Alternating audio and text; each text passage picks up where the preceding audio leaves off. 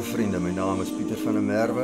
Ons het al dikwels met mekaar gepraat, met sommige van u, die van julle wat nou nie inskakel, baie welkom. Ons praat oor die Here se koms, al julle rukkie, en ons vertrou dat ook vandag se gesprekkie lig bring in van u se lewens. Dit is ons gebed, en ek bid ook dat die Heilige Gees dit waar maak in die van u wat dan nou vandag dinge in 'n ander sin sien. Ons praat oor die twee wêrelde vandag wat op hierdie aarde bestaan. Dit is nie 'n ou ding, 'n nuwe ding nie. Dit was eintlik maar altyd daar. Kom ons bid net saam voor ons begin. Here, ek loof u vir die seën daarvan dat ons die weeskinders is. En Here, dit wat ons sien rondom ons, dat u Gees dit vir ons oopmaak, dat ons deur die bril kan kyk van die woord van die Here en die profesie. Daarvoor loof en prys ons u en vra ek ook, Here, dat vandag se gesprekkie dalk iemand se oë oopmaak in Jesus se naam. Amen.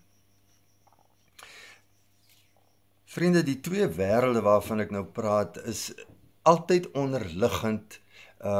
Wanneer het begin by die sondeval, né? Adam en Eva het een wêreld geken, die wêreld in lig en in teenwoordigheid van God. Maar die sondeval het gebring dat dit oombliklike skeiding gebring het.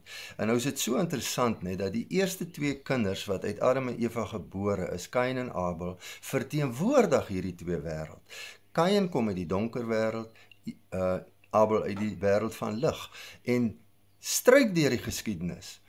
Van hulle af, tot vandag toe, word dit so geopenbaar. Nou wat ons rondom ons sien, ek met Paulus in die Nuwe Testament waarsku altyd teen die lig en die donker, so dis 'n ding wat nie verdwyn nie. Die Jode was deur hulle geskiedenis, deur tydperke van donkerte en tydperke van lig.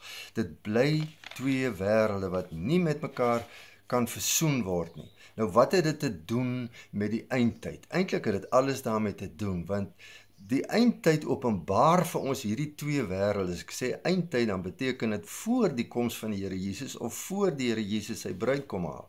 Dit openbaar vir ons nommer 1 die tye waarin ons lewe, maar die felheid daarvan neem so toe dat mense se oë moet oopgaan. Ek lees vir u so twee paragrafies wat ek vir vrou lief gevra het om vir my in Afrikaans te vertaal, so dis 'n vrye parafrase van Amir van Safati se boodskappe wat hy so 'n bietjie meer as 'n week terug op sy programmetjie gehad het. Dit pas so ongelooflik in by dit waaroor ons vandag moet gaan praat. Dit is net so twee paragrafies wat ek daar gaan uithaal. So sy dit vertaal in Afrikaans, nou hoop ek lees dit soos dit moet gelees word. Die wêreldgeskiedenis het die volle sirkel voltooi. Van die fisiese dae van Noag tot by die huidige era, wat ons so duidelik aan daardie tyd herinner. Dit gaan nie soseer oor 'n wêreld wat homself van God gedistansieer het in sy beheptheid om vir homself 'n naam te maak nie, maar dis 'n duidelike teken dat ons die eindronde bereik het. Die onverwagte, skielike wegruk van gelowiges uit die sfeer van ongeloof, gevolg deur die felle oordeel van God oor laasgenoemde, is naby. Ons leef tans in die laaste ure van die wêreldbedeling soos ons dit ken, net soos dit was met die generasie wat tydens die dae van Noag kort voor die vloed geleef het. Vriende, ons sien dit absoluut rondom ons. Is dit nie ongelooflik waar nie? Ek meen die Here Jesus het al daar in Matteus 24 hieroor gepraat. Kom ek lees van vers 37 af. Wanneer ek die seun van die mens verskyn, sal dit gaan soos in die tyd van Noag. Destyds, voor die groot vloedwater gekom het die mense soos gewoonlik voortgegaan om fees te vier en oor en weer te trou, selfs nog totdat Noag in die ark ingegaan het. Hulle het nie eers besef wat aan die gang was toe die vloedwater kom en hulle almal verswelg het. Net so sal die koms van die seun van die mens wees. Vriendelik, is dit nie ongelooflik dat die Here Jesus self die tye vandag vergelyk met die tye van Noag nie, en dat dit so vandag aan die eindtyde gaan wees, soos in die tye van Noag. Vriende, die geskiedenis van Israel is sentraal in die Ou Testament.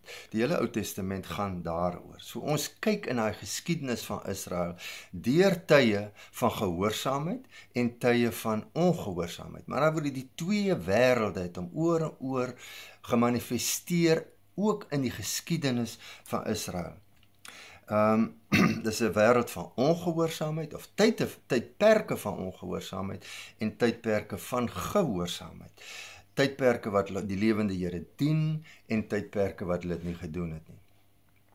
Vriende, nou die res van die wêreld, kom ons sê dan nou vanaf die Nuwe Testamentiese tye, is daar altyd hierdie twee wêrelde wat teen Paulus waarsku, die Here Jesus gewaarsku het, en dit is die hele ding van die waarheid en die leuen.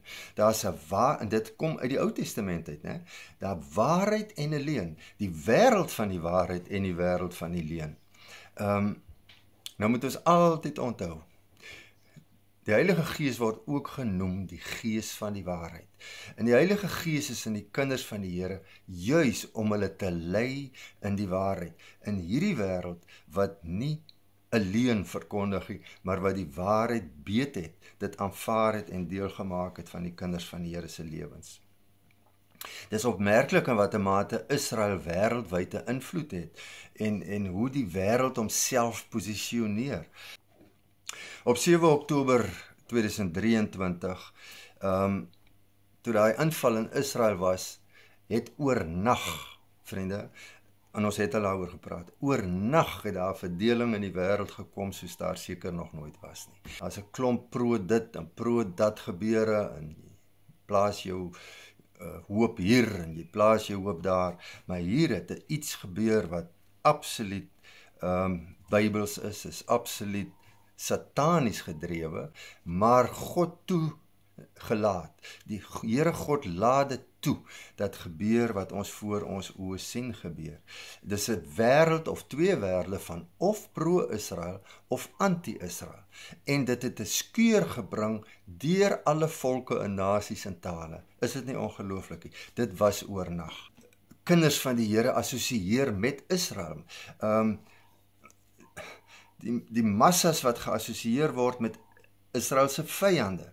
Dis weer twee wêrelde. En vriende, ek sê nou nie almal wat vir Israel steun is kinders van die Here nie. Dis glad nie wat ek sê nie, maar die kinders van die Here, die assosieer met Israel.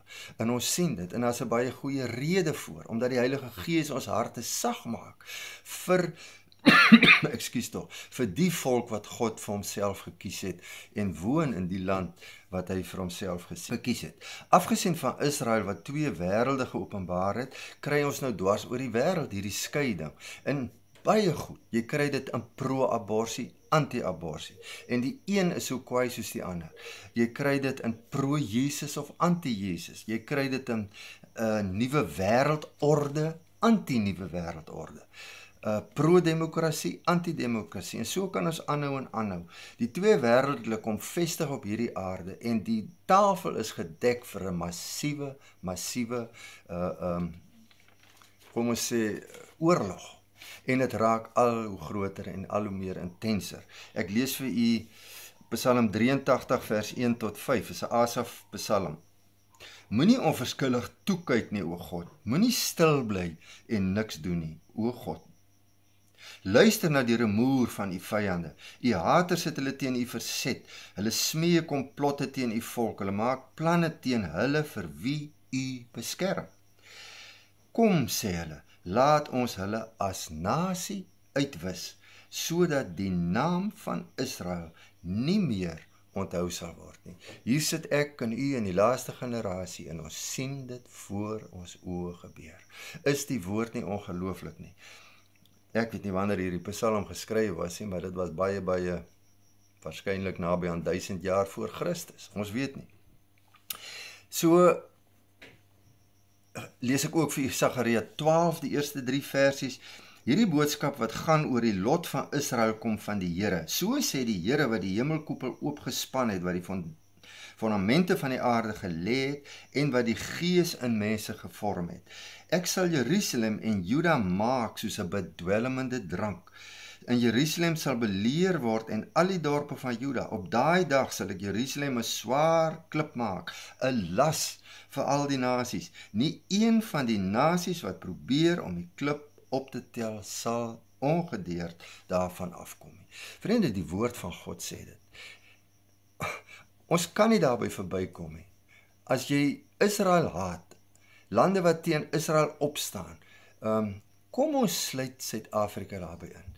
Daar's soveel stories daaroor, ek wil nie nou daaroor uitbrei nie, maar hier kom lelike tye vir hierdie land, en ek is nie negatief nie, ons vertrou die Here dat die kerk van die Here Jesus se oë ook oopgaan, as dit nog nie het nie in hierdie land. Soos in die dae van Noag, vriende, red God een gesin. Hy maak die deur toe. Niemand kan in of uitgaan nie. En is dit nie presies dieselfde wat gebeur? Die Here Jesus het gesê, soos in die dae van Noag. Nou wat gaan so wees, soos in die dae van Noag? God gaan die deur toemaak. Met ander woorde, hy kom sy bruid haal. Ons is weg, daai deur is toe vir die ongelowiges op hierdie aarde. Hy red sy mense. Die dag kom nader. Daar is elemente van onsekerheid, ons weet nie presies wanneer dit is nie, maar ons weet dit kom nader, en ons weet dit is verskriklik naby. Ons mag nie slaap nie. Vriende, wat ons ook maar hieruit kan neem, God het een gesin gered by die vloed, een gesin.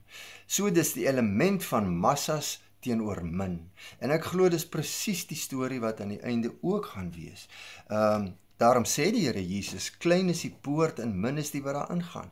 Vriende, ons moet seker maak in watter wêreld ons lewe. Dis ongelooflik belangrik. En as ek vanoggend net iets vir u kan sê, maak seker of u in die wêreld van die lig is of nie.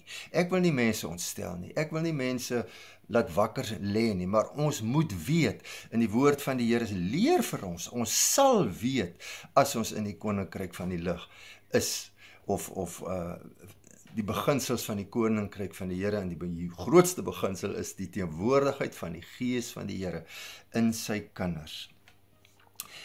Vriende, die rondom ons het ons te doen met dierbares, ons het te doen met familie, ons het te doen met kinders, ouers, ons het te doen met kennisse. Die van ons wat kinders van die Here het, moet toeneem, ek wil nie sê toenemend nie, ons moes dit al lankal gedoen het, moet bid vir wie ons onseker is in watter wêreld hy is. Vriende, ek het altyd so troos daarin dat die woord van die Here ons leer in die boek Openbaring, dat die gebede van die gelowige styg op voor God, voor sy troon, hy versamel dit, so al sien ons nie nou die resultate nie, dit is by God. En ek dink altyd dit het maar iets te doen met die wegraping, dat die wat agterbly, vir wie ons gebid het, en wat nog nie oopgegaan het nie, dat hulle die mense is, of hulle wat se name ons voor die Here gebruik het, dat dit voor die troon van God staan, en God dit sal onthou. Daar is soveel aanduidings dat van die massiefste herlewings op hierdie wêreld gaan kom, nadat die wegraping plaasgevind het. Daaroor het ons ook al gepraat. Maar kom ons maak seker ook van onsself. Vriende, ons is in geleende tyd. Die tyd raak min. Mag die Here, in die Gees van die Here, ons oopmaak daarvoor, as ons dit nie verstaan nie. Ons weet dit, omdat die Gees aan ons openbaar. Kom ons sluit net af. Here, ek dank U maar net weer vanoggend dat U woord die woord van alle woorde is. Ons dank U, Here, dat ons hieraan kan vashou.